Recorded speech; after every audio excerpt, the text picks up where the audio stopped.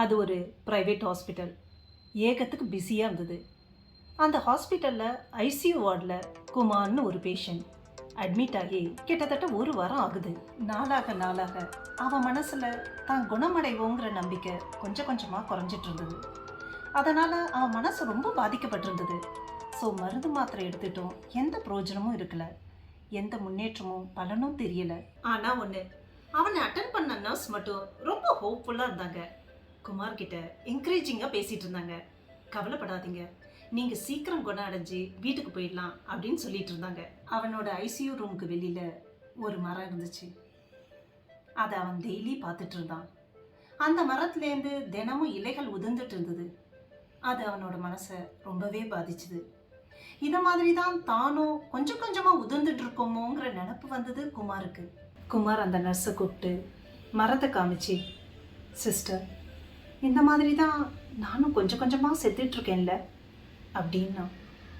வெறும் நான் சொல்கிறதோடு இல்லாமல் புலம்பவே ஆரம்பித்தான். அதனால் அவனுடைய கண்டிஷன் இன்னும் மோசமாயிடுச்சு. ஒரு 3-4 நாளைக்கு அப்புறம் ஒரு நாள் குமாரோட முகமெல்லாம் வெளிரி போச்சு. ஆக்சிஜன் லெவல் குறைஞ்சிது. பல்ஸ் டவுன் ஆக ஆரம்பிச்சிது. காரணம், அந்த மரத்தில் இப்போ இருக்கிறது ஒரே ஒரு இலை மட்டும்தான். மற்ற எல்லா இலைகளும் உதிர்ந்து போச்சு. அந்த கடைசி இலை உதிரும்போது தானும் செத்து போயிட போகிறோங்கிற பயம்தான். அதுவும் அந்த இலை மரத்தில் ஆடிக்கிட்டே இருந்தது. அட் எனி டைம் விழுந்துடுற மாதிரி. குமாரோட நிலைமை இன்னும் மோசமாயிடுச்சு. அந்த வருத்தத்துலேயும் பயத்துலேயும் ஒன்று அழவே ஆரம்பிச்சிட்டான். அந்த நர்ஸ் எவ்வளோ தைரியம் சொல்லி பார்த்தாங்க. ஆனால் குமாருக்கு நம்பிக்கை வரல. அடுத்த நாள் தன் காலம் முடிய போகிறதுன்னு தீர்மானம் பண்ணிட்டான். அன்னைக்கு ராத்திரி முழுக்க அவனுக்கு தூக்கமும் வரல. நர்ஸ் கொண்டு வந்து கொடுத்த மருந்தையும் எடுத்துக்கல. சாக போகிறவனுக்கு எதுக்கு இதெல்லாம் அப்படின்னு எல்லாத்தையும் ஒதுக்கி வச்சுட்டான். கொஞ்ச நேரத்தில் கண்ணை மூடினான். அதாவது தண்ணியும் அறியாமல் தூங்கி போனான். மறுநாள் காலையில் அந்த மரத்தில் இருந்த ஒத்த இலை அது உதிரல. நர்ஸ் குமார் எழுப்பினா. அந்த மரத்தை காமிச்சா. அதை பார்த்ததும் குமாருக்கு சந்தோஷம் தாங்கல. ஒரு சின்ன நம்பிக்கை, இன்னைக்கு நாம பழைச்சிட்டோம் அப்படின்னு. அது இருக்கிற வரைக்கும் நாமும் உயிரோட இருப்போம் அப்படிங்கிற தெம்பு வந்தது அவனுக்கு. அன்னிலேருந்து மெடிசின்ஸ்லாம் ரெகுலராக எடுத்துக்க ஆரம்பிச்சான். டாக்டர்ஸ் நர்ஸ் கூட கோஆப்ரேட் பண்ணினான். ஆனால் தினமும் காலையில் அந்த இலை இருக்கான்னு செக் பண்ணான். அது அப்படியே இருந்தது. ஒரு வாரத்தில் பூர்ணமாக குணமும் அடைஞ்சான். மறுநாள் டிஸ்சார்ஜ் ஆனான். அப்போ அந்த நர்ஸ் அவனை அந்த மரத்துக்கிட்ட கூட்டிட்டு போனான். மரத்துல இருந்த அந்த ஒத்த இலையை பிரிச்சு அவன் கையில கொடுத்தா. அவனுடைய கண் ஆச்சரியத்துல அகலமா விரிஞ்சுது.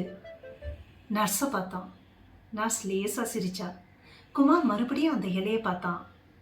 அது துணியால வரைப்பட்ட செயற்கை இலை. இந்த மரத்துல இருக்கிற கடைசி இலை உதிரத்துக்கு முன்னாடி நான் ஒரு ஆர்டிஸ்டை வர வச்சு அதே மாதிரி இலைய வரைய சொல்லி இந்த மரத்துல ஒட்டினேன். அது உங்களுடைய நம்பிக்கையும் மன உறுதியும் அதிகரிக்க உதவி செய்தது அப்படின்னா நர்ஸ். குமார் அந்த நர்ஸோட கையை கெட்டியமா பிடிச்சிக்கிட்டான். அவன் கண் கலங்கிது. என் வாழ்நாள் முழுக்க நான் உங்களை மறக்க மாட்டேன் சிஸ்டர் சொல்லிட்டு கார்ல ஏறி போனான். நர்ஸ் அவன் போறதையே பார்த்துட்டு இருந்தான். பாத்தீங்களா, மனுஷனுக்கு நம்பிக்கை வந்ததுன்னா it gives lot of positive energy. திடமான உள்ளமும் நம்பிக்கையும் இருந்தா உடம்பை என்னங்க உலகத்தையே ஜெயிச்சிடலாம். இத உண்மை நம்புங்க. உடலும் உள்ளமும் ஒன்னோட ஒன்று தொடர்புள்ளவை. நமக்குள்ள ஒரு சின்ன நம்பிக்கை தூரல் பட்டாலே போதும், அங்க செடிகளும் பூக்களும் பூத்துக்குள்ளுங்க ஆரம்பிச்சிடும். We live on hopes.